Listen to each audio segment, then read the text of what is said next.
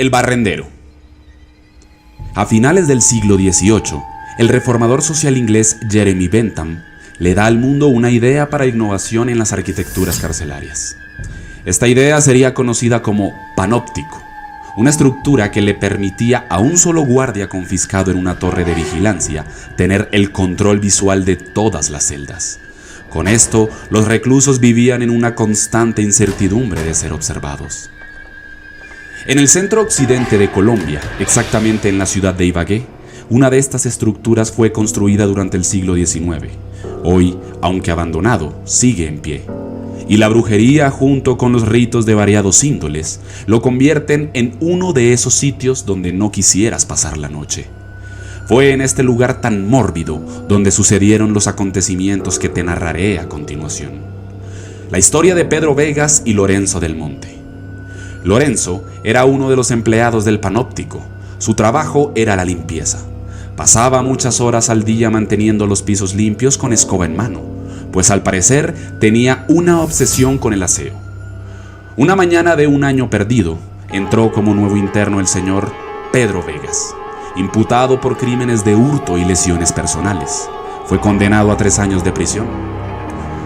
Pedro en realidad no era un ser sin corazón, pues cuando fue capturado estaba tratando de auxiliar a la persona a la que le había quitado sus pertenencias, ya que las lesiones que Vegas le había proporcionado a su víctima fueron causadas en el forcejeo según dicta la historia de la sentencia.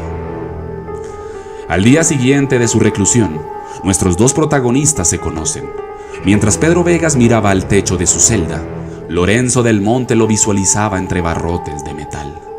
Sus miradas se cruzan, y con un solo movimiento de cejas, entendieron que cada uno había encontrado un nuevo aliado dentro de ese pequeño infierno en la tierra. Lorenzo pasaba todas las mañanas por el calabozo número 34, celda asignada a Vegas, y quemaba un poco de tiempo hablándole al piso, pues si era descubierto teniendo algún tipo de contacto con los reclusos, podía ser amonestado en su trabajo o ser acusado de conspiración. A medida que los días se convertían en meses, su amistad fue creciendo y haciéndose más fuerte.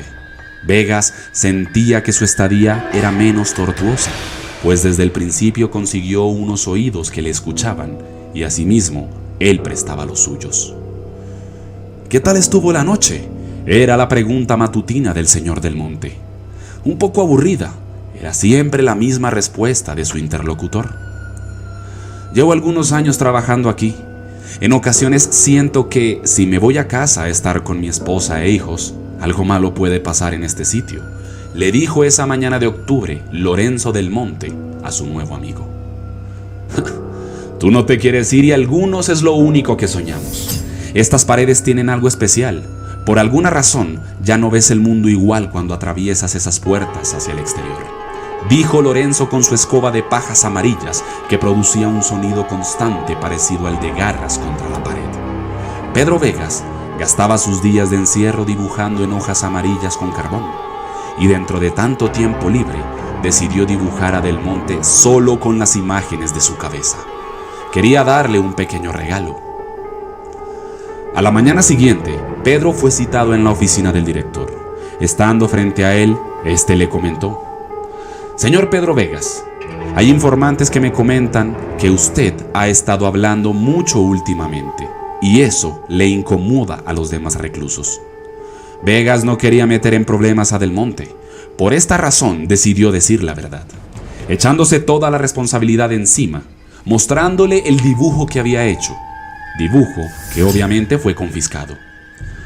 Cuando el director escuchó el nombre pronunciado, hizo una cara de no entender lo que pasaba, pues no lo tenía en el radar. Quedándose preocupado, decidió buscar en los archivos, y cuando lo encontró, un sudor frío le corrió por la frente, y sus manos empezaron a temblar. Panóptico, 30 años antes. Las instalaciones eran mucho más nuevas y todo tenía un color diferente.